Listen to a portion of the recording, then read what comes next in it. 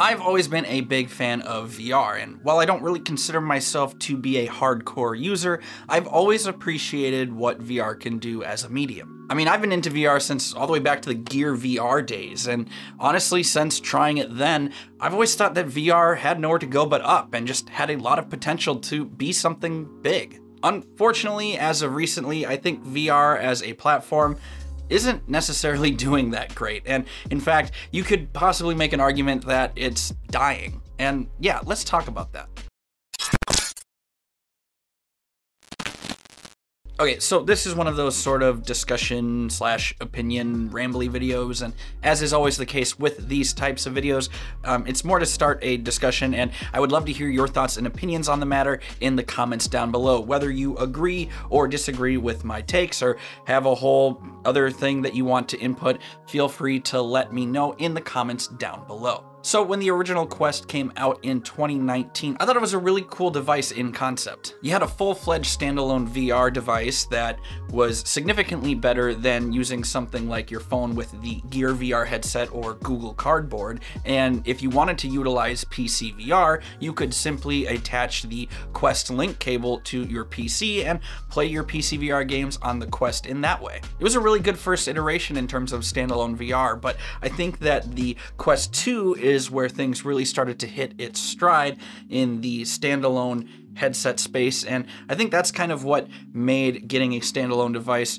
sort of worth it, at least if you couldn't afford a more superior Valve Index setup. And judging from the initial numbers of the headset, as well as the performance on the many videos that we made in the past on the Quest 2, it seemed that I wasn't the only one who was really excited about this new headset. With the Quest 2 surpassing the reigning sales leader of the time, the original PSVR headset, things seemed to be off to a really good start. Now, here's the thing.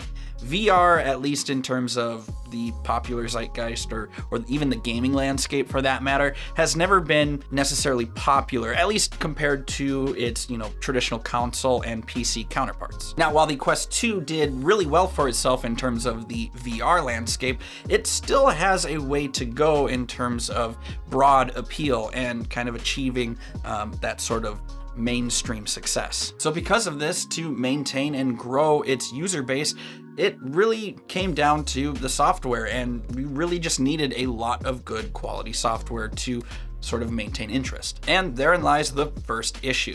While there are some cool titles to play on the available headsets, there's just a ton of mid content that often ends up just being an arcade-style game, a wave shooter, or simply a title that isn't very flashed out, or even something that just feels more like a tech demo of some sort. I'm looking at you, Horizon. We have, of course, seen a few first-party published stuff, such as Half-Life Alyx or Resident Evil 4 VR, but just from the outside looking in, none of the platform holders, be it Valve, Sony, or Meta, seem to really be doing a great job at supplying plentiful, higher quality content to keep users engaged. I've often heard people make the comparison of VR to that of the Nintendo Wii, whereas the gameplay mechanics have a lot of potential to innovate and have something really cool, and there are a handful of titles definitely worth playing on that platform, but by and large, a lot of it's just kind of filled with shovelware or uninspired and oftentimes gimmicky content. In my opinion, as it stands, whether you're playing PC VR, PSVR, or on the Quest,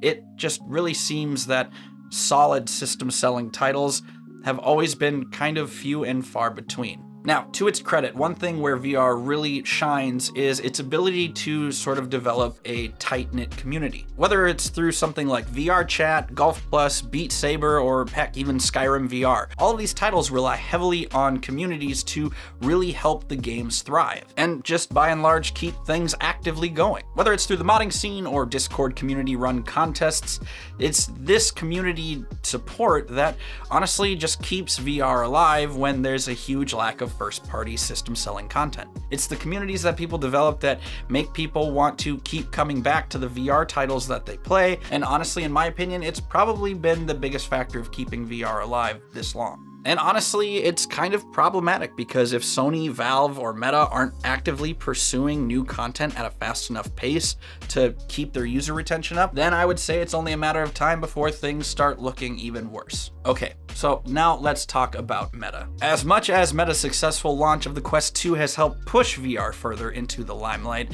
they also kind of have done a lot to tarnish VR in the public's eye. With Zuckerberg prematurely pushing this hardcore metaverse narrative, which is frankly an ambiguous concept that everyone seems to have different ideas of what it really is, you then have all these NFT grifters just trying to jump into the landscape, trying to quickly take up digital spaces or make shallow content that has little to no actual value just in hopes to get a quick buck. All of this relying entirely on the FOMO to hopefully generate sales and sort of become one of the first people to get a large slice of the proverbial pie. And it's this weird focus and push towards the metaverse that, in my opinion anyway, seems to have shifted Meta's attention and resources away from publishing higher quality VR content, and it really seemed to turn a lot of people off to the platform, whether it's due to lack of interest or simply a poor impression of what Zuckerberg's metaverse could be. Okay, now, despite all of these criticisms and issues that VR is currently experiencing,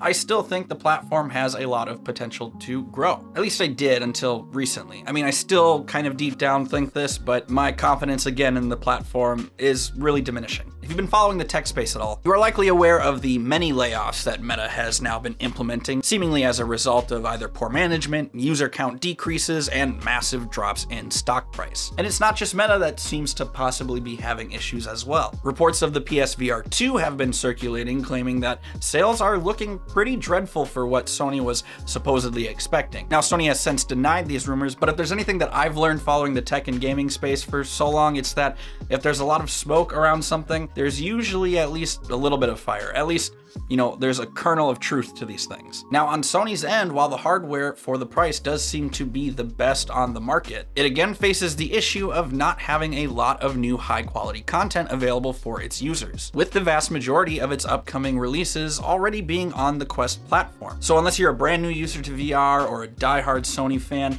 there's not a ton of incentive to invest in the PSVR 2 if you already have yourself a Quest 2 headset. And honestly, in my opinion, after looking at the games available for the PSVR 2, it wouldn't surprise me if new users would quickly find themselves getting kind of bored of the games available and that honeymoon phase sort of passing rather quickly. Unless, of course, you find that one game you're absolutely hooked on. It's probably going to be Beat Saber. It always seems to be Beat Saber for everybody. I don't know, for me, it's just kind of disappointing, especially like with Sony, with a company that pretty much their business model is famous for being a company developing high quality first party games that are system sellers and basically incentivize you to be on their platform. And while I get that VR is a niche market, I'm just kind of disappointed that they aren't going in much more confidently with this headset in terms of investing a lot more into the software side of things. And Meta is equally responsible for the same problem, if not more so. I mean, remember, Mark announced that GTA San Andreas would come out for the Quest 2, and man, we haven't heard anything from that, have we? Personally, deep down, I do think that VR still has some room to grow. But I don't think that this happens without the hardware manufacturers also equally investing on the software side of things. It's like the case with every console generation that we see. It's the games, it's the software that sells the systems. And especially with something as niche as VR is, while I don't think that it will ever really reach the same mainstream height that traditional consoles and PC does, I do think that it can grow a lot more if the companies just invested more time and resources into developing content that makes it worth getting into VR for. I don't know, maybe we'll see something turn around. Maybe the PSVR 2 will get a price drop incentivizing more people to invest in the headset as a platform and will cause Sony to then not abandon ship and still continue to fund development for software on that side of things. And hopefully with the Quest 3 coming out, maybe Meta will stop pushing so hard into the NFT metaverse space and still try to focus on getting good games out for that platform. I don't know.